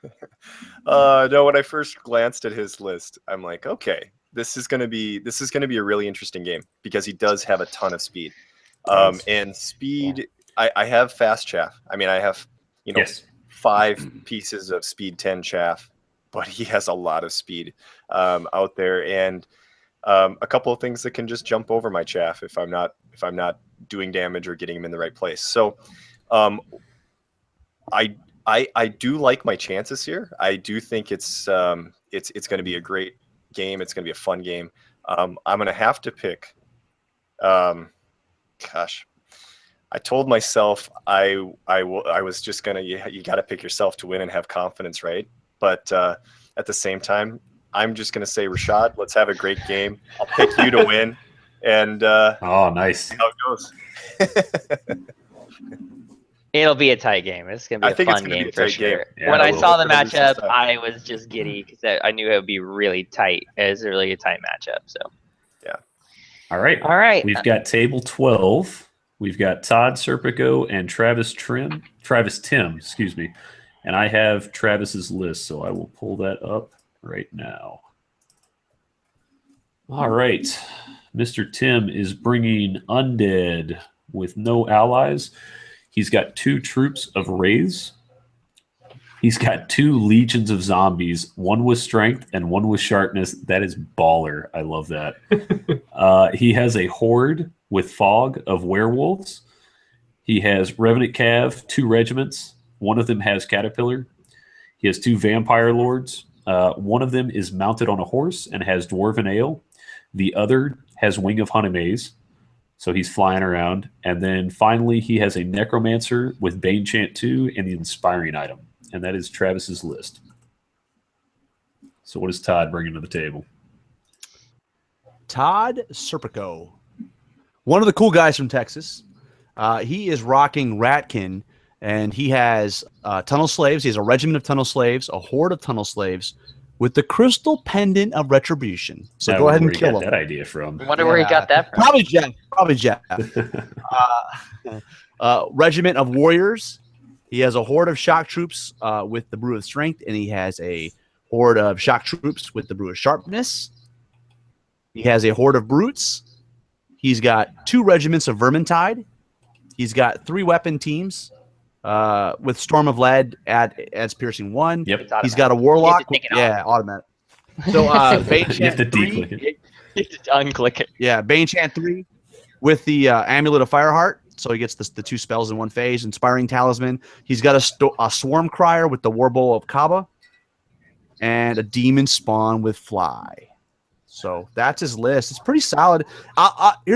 Just based on what I know of Todd, I'm going to go with Todd. I mean, he doesn't, Texas, for the most part, you got 2 groups in Texas. You got the guys that are fluffy guys, don't really care, and then you got everybody else. And Todd's one of those everybody else. I think he's going to come in. He's not coming to make friends, right? Yeah, I mean, Todd comes to play, dude. I mean, I'm going to go with Todd. So, yeah. In this matchup, I gotta go my boy Todd for sure. The thing is he's so used to playing really high level undead players, and this list it doesn't have what it needs to deal with what Todd is capable of dealing with. That's just how it is. Todd's got this one in the basket, in my personal opinion. So. I'll throw in here. I agree with you. I think Todd will win, but I don't think it's going to be as easy as you think. This dude's going to be coming real hot and heavy at Todd, and even though he's got a decent amount of chaff, right? Even though he's got a decent amount of chaff, something's going to break through, and Todd's going to have to deal with it one way or another. So. If this Travis dude is on his game, he could give Todd a real run for his money. I'm still going to edge with Todd though, because I've played a very similar list to what Todd's running, and I know how well it can execute. So I will go with Todd. I'll weigh in. I've seen Todd play. He's very good. He knows that army very well, and I think he has the tools to deal with this undead army. And so I'm going with Todd as well. Okay. And I'm going to go with Todd as well. I don't know either of the players, but that Ratkin list sounds like it has what it needs to take away the punch of this list. So there's a trick Todd can pull that'll keep everything kind of working into his favor, and if he does it, there's not a lot Travis will be able to do to pick him apart. So plus, I like seeing the exploding gem on something. Oh my god, it's so good! It's good. It's really, really good. Because you just force your opponent to play with it. You're like, screw you. Here it is, right in your face. What are you gonna do? And that undead list got nothing to deal with it. Mm-hmm. It's gonna have to deal with. It's gonna have to take it. Yeah, I'm gonna jump in real quick. We got a question from the Peanut Gallery. How did we determine the matchups for this?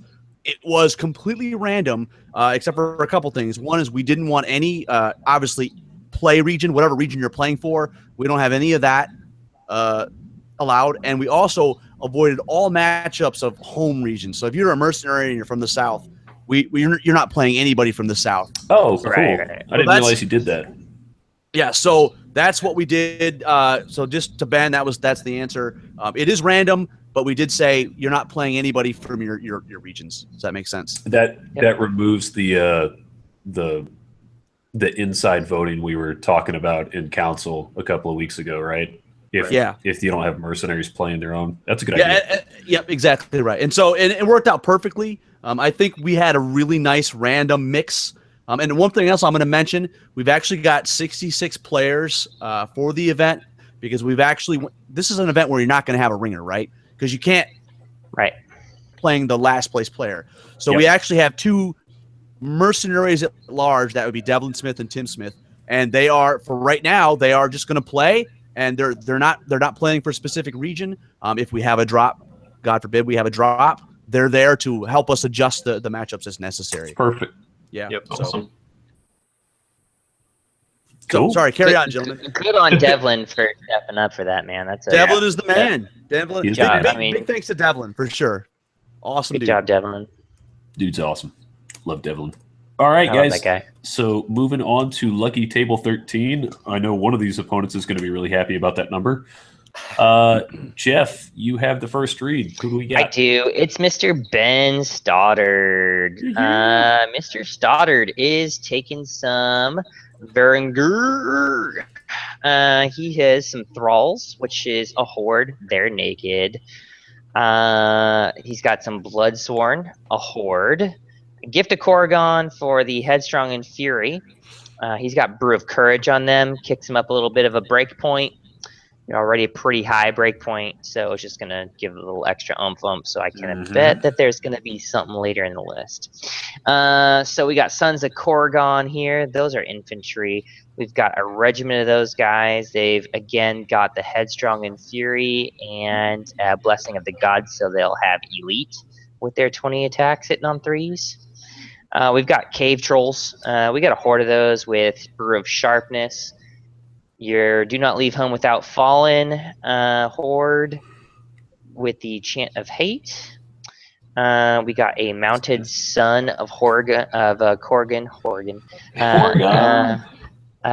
got a regiment. Gift of Corrigan, Headstrong and Fury. Caterpillar on them for Pathfinder. We've got a troop of Horse Raiders. They kept the throwing axes.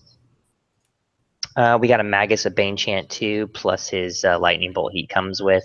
He has the Inspiring Talisman. We got a Sklad, which is their version of BSB. He's got a mount, make him a little faster. Did you say Sklad? Sklad, yeah. You want to try it again? Scald, whatever. Oh, hey, He's from look. Texas. Come on. Look, it's Hersha. It's Shocker. like I knew it was coming. It's like I knew it was coming when I saw it. It's funny how he hides it on the second page. Like, God, I hope my opponent doesn't see this until it's too late. Oh, I gave you two.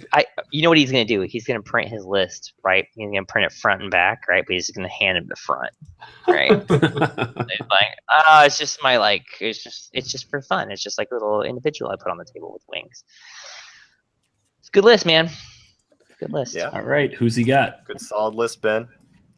All right. Andrew Heinrich. A mercenary. Bring dwarves. He's playing for West Coast from South. Correct. Yes. So starting off with a regiment of Iron Guard, exchanging the shields for the two-handed weapons, and two regiments doing the same thing. Mm-hmm. And then Earth Elemental Horde with the Diadem of Dragonkind.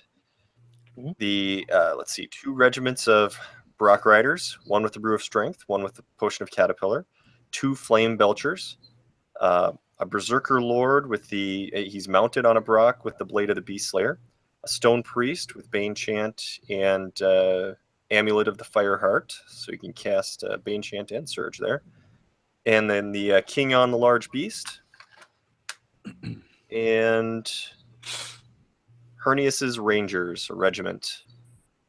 That rounds out the list. And Hernius himself, too. Yeah. I thought that was a carryover from the previous page, but no. Hernius Hunter and Hernius's Rangers. Well, I am glad to see that Andrew ended up turning in this list because, I mean, he was going back and forth on a couple of things. Dude is from our region, playing for West Coast, really proficient with dwarves. If you don't know Andrew Heinrich, it's pretty much what he plays is only dwarves. So dude just has mad loves for stunties. Beautiful army, too. It is. Yeah, very good. absolutely stunning. He's come a long way on his paint jobs in the past couple of years. He's very tactical with this. Andrew makes a mistake every now and then. The thing that I'm going to be worried about for him is I know that he hasn't played a lot on the clock. I'm not saying he's a slow player. I'm just saying that might be something that gets Andrew's head. I like the list a lot. I think he's going to do really good things with it. That being said, Ben's list is really good. But Andrew, I think, can take on a lot of this stuff. And Andrew has more scoring units. And like I said, in the end of the day, scoring units are going to be what it's about. So, Andrew, I'm going with you, brother.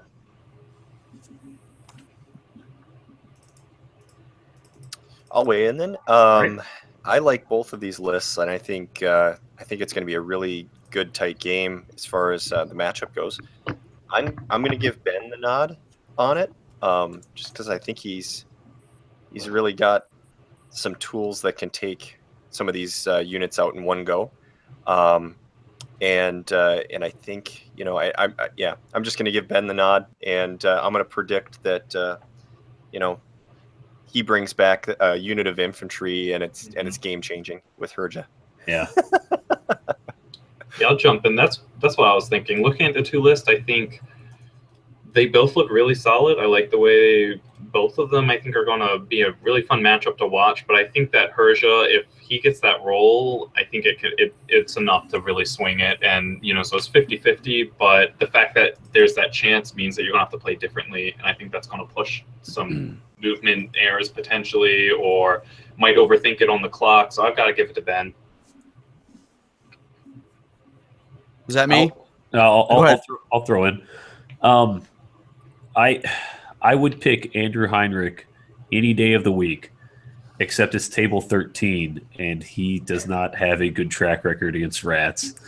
I do think Ben's list is really strong, but in all honesty, I think Andrew can and will win this. He's just such a clinical player sometimes. So I'm going to go with Andrew.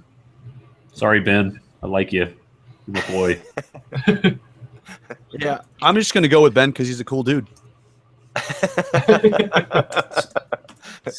One way to vote. Yeah, man. Yeah, I need more guests for the podcast. I got to keep Ben back.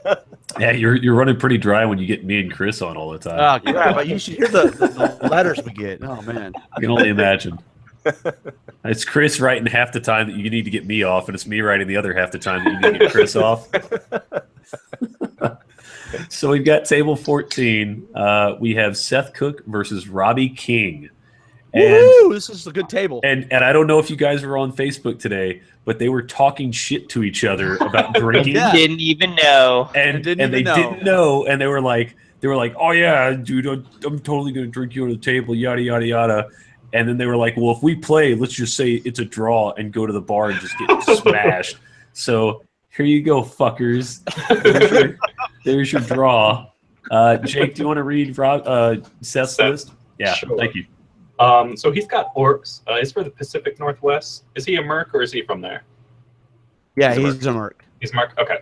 Mm-hmm. We've got a regiment of Morax with Brew of Courage, 2 hordes of Great Axes, 1 with Potion of the Caterpillar, 1 with Blessing of the Gods, regiment of Orklings with the Scrying Gem, Crudger on Slasher with Medallion of Life, a Flagger, Gakamak, a War Drum, and the Gakamak is actually on a gore.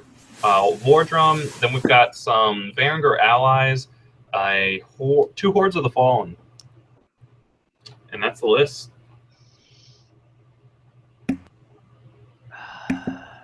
Had the same problem Rob had a second ago. All right, so Robbie King is bringing his goblin list that did so well that he took a top placement at Bayou. He has 1, 2, 3, 4, 5, 6 hordes of trolls. Wow. He has 2 war trombones. He has 2 big rock throwers. He has 2 flaggots. Both are mounted on flea bags. He has 1 wizard with Bane Chant 2 and the Inspiring Talisman, and he has 2 giants. Feel free to weigh in, guys. I'm giving it to the troll list. I actually messaged you, Mark, about the list when I checked your guys' list, and I was like, what the hell is this? Yeah, you like it, don't you? Ugh. Yeah, this is the list that Robbie won Bayou with. Yep. It's real hard to get through it, not gonna lie. Lots of scoring units, lots of versatility. Not something that this orc list wants to see at all. It has the stay power to stick through it. I'll keep mine short. Robbie, all the way on this one. Out drink him and out score him on the table. This is. Go ahead. I'm sorry. Okay. This is a really nasty goblins list. It's awesome. I love what it does. It's just basically just dares you to come up and take it. And there's so much, he has enough inspiring to basically keep everything. Goblin quotations, right? But it's a tough list. I'm going with Robbie on this. So I'm going to chime in. Robbie King on the table, Seth Cook under the table. Because what I mean by that is, let me explain it. What I'm talking about. That's rough. Well, no, let me explain this. Robbie's gonna win the game. Seth is in the Navy, boys. That dude can drink. I mean, and I know Robbie can drink. But Seth does it for a living. So it's good. If this helps your decision making of being under the table, Robbie King is part of the Hangover Heroes of Texas. Right. Well, here's what I know. This will be the drunkest table in the room. It better be. Me and Robbie did 14 beers each on game 1 at Alamo. Robbie and I did 2 4 Locos each at Bayou, and then another 4 Loco and nothing but vodka and tequila. BT Dubs. I've been informed that Robbie is coming with a case of 4 Locos for his game 1. You're fucked, so Seth. You fucked. You better start training on 4 Locos, man. And Nathan Clevenger, make sure you bring Seth's flashback. He wanted me to make sure he's not going to remember it anyway when Robbie gets done with him. Jesus. Seth's gonna have a great weekend. He's just not gonna remember any of it. He just doesn't know. He'll see pictures on Facebook. Well, Seth is going to be relocating to the Northeast here in a little bit. That'd be awesome. Yeah, so Greg and all those guys up there, you've got an incoming dude who is just totally fun to hang out with. So Seth's real active on the Fanatics board. He is. So he's a nut. He's a nut. And he's a huge orc nut. So and I actually told Seth that I really do like his list. And I do. I do, yeah. I just don't think you're going to beat Robbie. Right. Yeah. All right. We on to table 15. Table 15. We've got John Becker from the Midwest, but playing for the Pacific Northwest against. You guys have a lot of names for this guy, right? David Bowman? David fucking Bowman. Right. He's like the Hulk, man. I mean, his shirt's just, I don't know. Bowman. It's amazing. We have an award at Lone Wolf called the Bowman, and it's just the Hulk model ripping his shirt off, and it's for the best general. So the dude is... You don't want to beat him because he's like a big gorilla. He'll just smash you afterwards. Let the Wookiee win. Let the Wookiee win. So I've got John's list. He is playing Abyss and Abyssals, and he's got a horde of fleshlings with the Brew of Sharpness, 2 troops of gargoyles, like you do, a regiment of succubi, a horde of tortured souls with the Brew of Haste, a horde of tortured souls, and a horde of tortured souls. Because 2's not enough; you got to take 3. Abyssal Temptress with wings. It looks like. Actually, make that 2 Abyssal Temptresses with wings. Abyss with wings, and the Caterpillar Potion, and Basusu, because that's what you do, right? Nah. He's fine. 2,000 points. It's a good list. It's a solid list. Not as much shooting as I would have expected out of an Abyssal army. Well, he doesn't. Yeah, John normally takes 3 Ifrits, so it's definitely different for what he normally does. He's going to be glad he didn't take 3 Ifrits. He is, yeah. All right, versus David fucking Bowman, bro. Get ready to see one of the hardest lists that you're going to see at this tournament, because here it comes. Painted by Jeff, right? No, dude, I would not play something like this. You said painted. Painted. No, just 3 of the models. So he's got 3 troops of ghouls and then an army, which consists of a regiment of race, a regiment of race, a regiment of race, and a regiment of race. That's 4. One has fire oil. The other part of his army is a Revenant King on Undead Worm 1, 2, 3 times. One has the Brew of Haste, one has the Blade of Slashing, the other one has the Mace of Crushing. And, I mean, they're kind of just there. The vampire's telling him what to do, so he's got a vampire on a mount with a Medallion of Life to round it out. It's a tough list. So, Yeah. if we didn't say, John Becker is going to be murking, and I forget who he's murking for. He's murking for Pacific Northwest. And Yep. Bowman earned his spot as a South player. Bowman's list is just, I played it last weekend. It's really rough, guys. Like, I mean, he almost brought this to Alamo. It is just a really, really hard list to play against. And versus probably one of the longest running best generals in the South. So, I mean, he plays hard list and he plays them well. I gotta go with Bowman on this one. He has the stay power. He plays against me, and I play Abyssals, and he's playing against Abyssal player with what I don't consider as good of a list personally, but like the difference is Bowman has things to deal with what John's got, and those succubi are pretty much going to be wasted points in this setup if I'm being realistic. So, I mean, we'll see. I go Bowman. Yeah, I'm going to have to give Dave the nod too. John's a good friend of mine. Sorry, John, but I think this is a really tough start for you here. I just don't know how you're going to deal with the tools that Dave has in his undead list. The tools, he's got a hammer. With the hammer that David is bringing. He's got the biggest sledgehammer. He's got like literally an 85-pound sledgehammer, and he'll spin it like it's a fucking pencil, dude. Yeah, that's a tough matchup for John. So I'll vote for Dave. I'll jump in. I don't actually know either player, so mine's purely off a list. The undead list is really interesting. I do notice pretty much everything's hitting on 4s, so depending on the scenario, if you can utilize the terrain, I think it's going to have some trouble getting through stuff.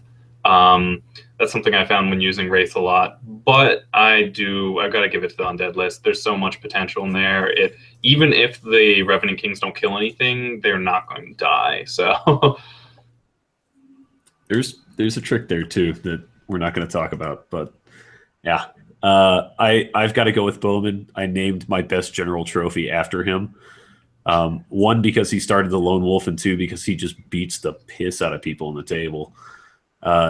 John, man, this is a bad draw for you. I'm sorry, dude. Like, you've got a decent list. You really do. It's just not. Oh yeah, for sure. It's not the list that you want to take against Bowman's list, because I've played Bowman, Jeff's played Bowman with that list, and that thing is scary. Scary, scary, scary.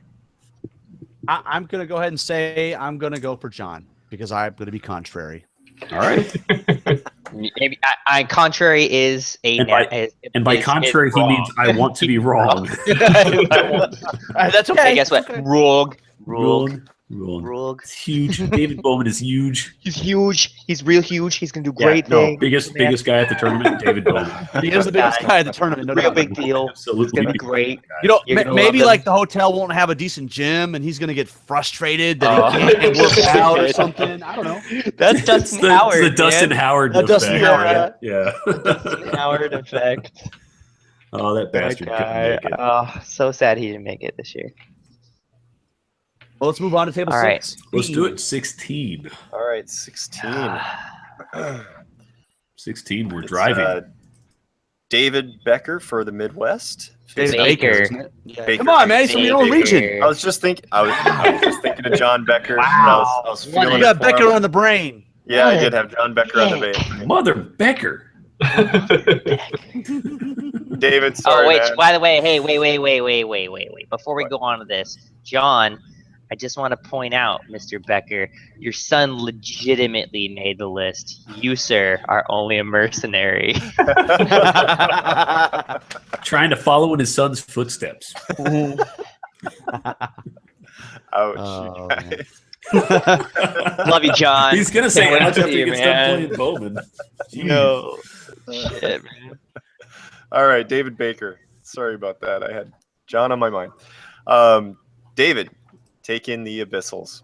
So we have starting off with 2 troops of gargoyles, some lower abyssal horde with the fire oil artifact. He got great weapons on those too. Oh yes, Yep. upgraded to great weapons. And Moloch's horde with the blessings of the gods.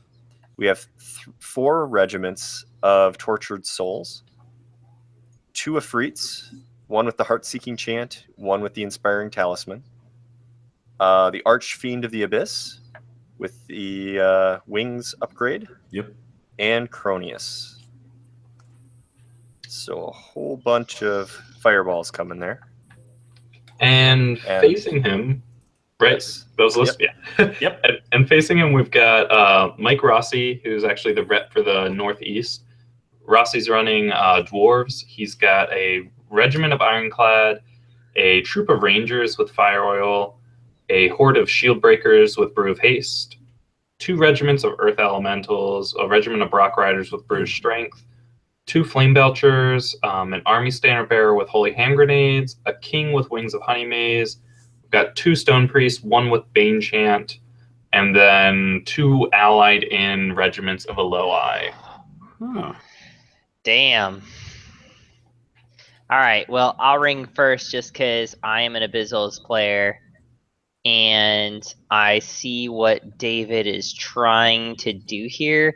The problem is that Mike has his kryptonite. The Elohai are going to be nimble enough to get into where they need to get. He's got a flying king with honey maze to lock down the shooting that David's doing.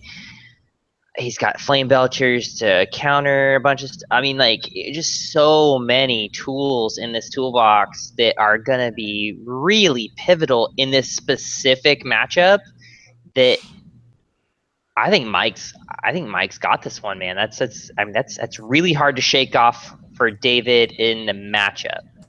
David's list, all in all, is pretty decent. The guy obviously understands how to play Abyssals. He took regiments of tortured souls and not hordes. Obviously, someone who knows what they're doing. So it's just a bad matchup, man. I think Mike has your kryptonite, man. I'll say Mike. I know Mike. He's a cool guy. So, yeah, I'll go with Mike. I have deep analysis. So. That was so deep. Oh my god. Yeah. Rob took an wait till we get Ambien to your earlier. table, He's Jeff. trying to get to sleep. Yeah. I'll jump in. I played a couple of games against Rossi. He's a really solid general. I don't know if he's ever faced Abyssals, though, which I think is going to make a big difference because he might have the tools, but I don't know if he is going to know exactly how to utilize them because there really aren't many, if any, Abyssal players on the scene up here. So I'm going to have to go with Dave. Rossi, I love you, man. It's going to be an awesome game, but going to go with the guy who I think has faced dwarves. Yeah, I'll throw in here, too. I kind of lean that way also, not because I knew that Rossi hadn't played Abyssals before, but just because with all of those tortured souls, like something is going to open up, and then he just needs to focus on. Yeah, I'll take Dave, and I don't want to give things away, but I'll take Dave. I think Dave's list could pull this off if he needs to. It's going to be a highlight of the tournament for Dave. Rossi's an awesome opponent, so. Chris, that leaves you. That leaves me. Yeah. All right.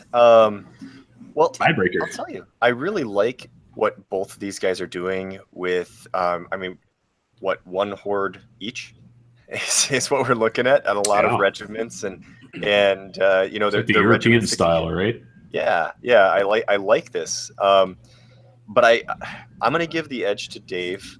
But I think it's going to be a really good game, and there's going to be a lot of cat and mouse going on. I like, it's like you see these regiments of Elohai sitting out there, and then you see the regiments of tortured souls sitting there, and it's just, I would like to watch this game actually. David does have a lot of experience. He goes back to first edition tournaments and stuff quite a ways with Kings of War. So I'm going to give David the nod on this one. Fair enough. Sounds good. All right. Sounds like a tight game. Mm-hmm. Yeah. So we are on to table 17. We've got Matt Fisher versus John Carter, and I have Matt's list. He is using ogres. He does have allies. So he has 2 hordes of siege breakers. One has Chant of Hate. One has Brew of Courage. He's got 2 hordes of shooters. One with the Key Eyeness. He has a horde of boomers. He has 2 troops of Red Goblin scouts. He has a captain. He has an army standard. He's got it mounted on a chariot, and he's given it the war bow. And then he has allied a horde of Alohi. I love that. I love the army standard on the chariot. That's so It's pretty cool. It's so awesome. And I have John Carter's list, and he is rocking undead. I think he didn't he try Forces of Nature for a minute and didn't like the taste, and I think he's back to undead. Yeah. So he's back to undead, and to be fair, this dude is pretty good with undead. But one thing I'm going to say, it doesn't look like he has the tools that some of the really filthy undead players have. So he's got a troop of Wraiths with the Blade of Slashing. He's got a regiment of mummies. He has 2 legions of zombies. That's interesting. He's got a horde of werewolves. Yeah, a horde of werewolves with the Brew of Strength. He's got a regiment of Soul Reaver cavalry with the Caterpillar, because that's what you do. He has a regiment of Revenant cavalry. He has a vampire on Undead Dragon with the ensorcelled armor. He has a Lich King and the Fire Hearts. That's it. And heal 6 on the Lich King. Yeah, heal 6. Sorry, heal 6 on the and Fireheart. So it's a good list. I mean, it's a solid list, but I don't see more goth. I don't see all the bull crap. But you're saying tools. I mean, he technically has more tools because he has more versatility. Like he doesn't have as much like all-in-one bucket, right? But like you got to remember how big those legions footprint is. Like that's a big deal when you're talking about scenarios in Masters where we're not doing kill, where we're having a lot of scenario based stuff. That's actually very hard to move. Yeah, but he's only got the 2 heroes, which is kind of surprising to me too. No, that's fair. That's fair. Yeah, all right. Yeah, with their expensive characters, you don't take a lot sometimes. All right. Yeah. Well, that's 2 of them. In this matchup, I'll go first. I'm going to go with John. I played John. He beat the piss out of me, so I'm going to go with John. He's a good player. Yeah, man. Like I got to echo, man. Like wow, this ogres list. Yeah. I mean, you'll see later on. Belusic is coming in with a really solid ogres list too. But like this is a great ogres list. The thing is, it just fights good. It ranges good. It chaffs good. It inspires everywhere, and then has the Alohi, like Well, the Alohi helps one of the efficiencies in ogres, right? It's Are you going for? I'm going for Fisher, man, because this is just it's really difficult to get around these big shields. Plus the capability to just kind of like, honestly, the only thing is that's a problem for him is like sounds stupid, but those zombie legions are like the biggest issue for Fisher's list. Is he doesn't have the volume of attacks that he needs to get through zombies, right? Like that's a problem. So I don't know.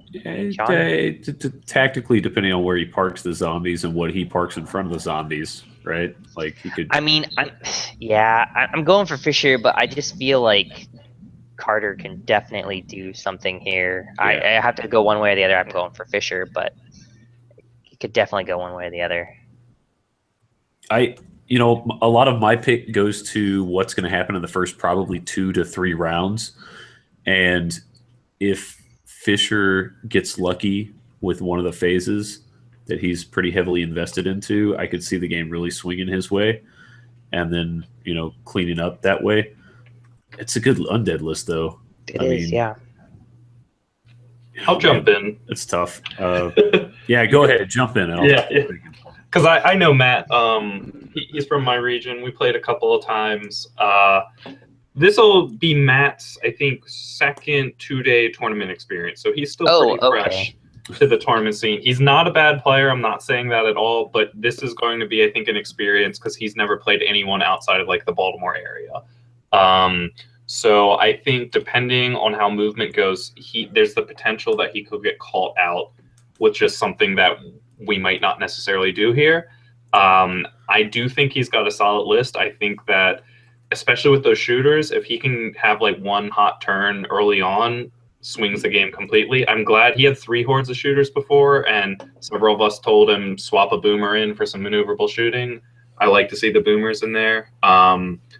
I think tools-wise, Fisher's list has what he needs to do. I'm just not certain if John's going to give him the chances to do it. Yeah. I'm going to chime in real quick.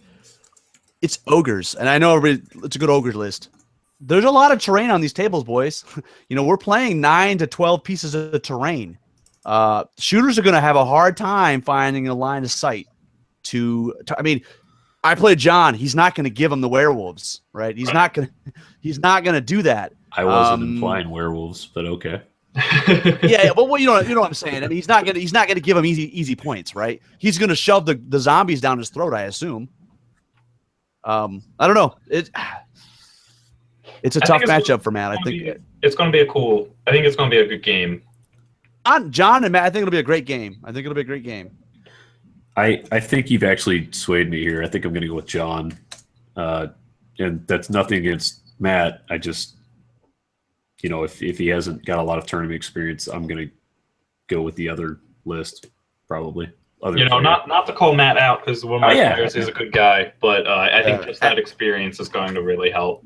I think this will bump him up a whole lot with his notches on his belt, sort of thing. For sure. John is one that will catch you out. He will catch you napping. You're like, what was that shenanigans? And then you're like, I just got 20-0'd. Chris, you get final say here, my friend. All right. I'm going to say it's going to absolutely be John. John is a very experienced player. It goes way back with Kings of War as well. And this is going back, I've seen John recently toy around with Forces of Nature, and it was not working for him, but Undead is his money. He's very good with this army, and I think, Rob, I was going to mention it but you jumped the gun and beat me to it. On the terrain boards that I've seen the pictures of, it looks like shooters are going to have a tough time, just because they're not going to have a lot of shots at clean shots without at least having some cover for the units and things. So I think it's going to go to John with some ease here, just because of John's experience on it. But it'll be a good game. I do like that ogre list quite a bit. It is. It's a good ogre list. All right, guys. Well, that was table 17. That is going to do us for the evening. We're going to be back on Sunday evening. Same time, same place. Same bat channel. We'll just go around the room real quick if you guys have anything to add or anything to pimp or throw out. Rob? Yeah, I'm just going to real quick hit a list of sponsors because the support has been crazy. We've got A-Case, Armada Games, Atlantis Miniatures, Barebones Battleworks, Broken Egg Games, Deep Cut Studios, Dicey Ventures, GameMat.eu, Gamers Grass, Impudent Mortal, Ironheart Artisans, Mantic Games, Micro Art Studios, ModCube, Parallax Miniatures, Shogun Miniatures, Sword and Board, Tectonic Craft Studios, Terrain for Games, Wartime Hobbies, Westphalia Miniatures. And that's what we've confirmed that's been shipped. So there's more to come. That is like people care about the Masters. That's pretty cool. Did you notice that was all alphabetical order? Like he had to do that because he's that anal about it. Well, thanks, guys. I'll see you on Sunday. Definitely. Jeff, anything? No, man. I think we're good. We'll see you guys all on Sunday. We'll finish out everything. Again, I mean, if you had fun here, check out everybody's podcast. We got absolutely The Beer Phase. We've got Countercharge. We've got Lake SWAT.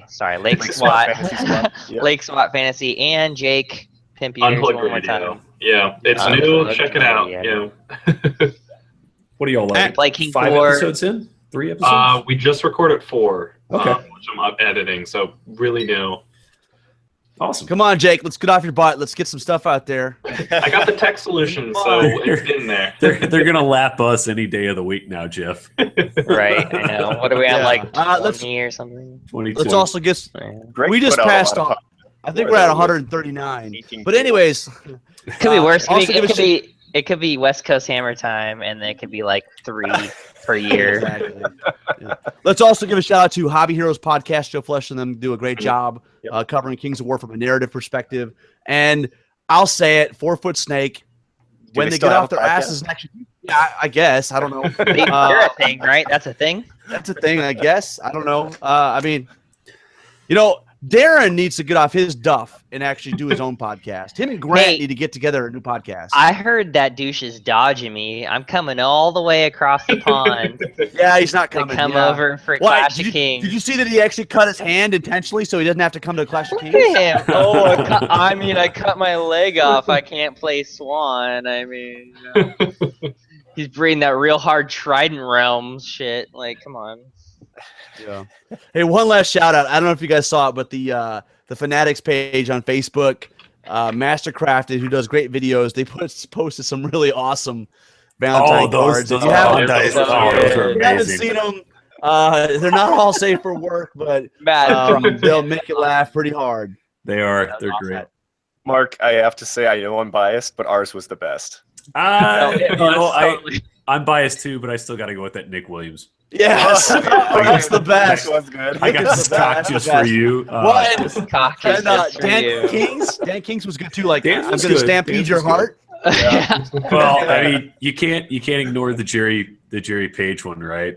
Yeah. For the Oh, that's so funny. He has no idea where that came from. He's like, what? I'm so glad Jerry Page made the Masters, man. I haven't seen that guy for like 2 years out here. So Yeah, he keeps saying he's going to come to Lone Wolf, and he never shows up. yeah. He comes to our I'll try to tournaments. talk him into it. So, All right. All right, guys. So See you we Sunday. will be back in a couple of days. See y'all later. Yep. See you guys on Later. Sunday. Hope you guys enjoyed.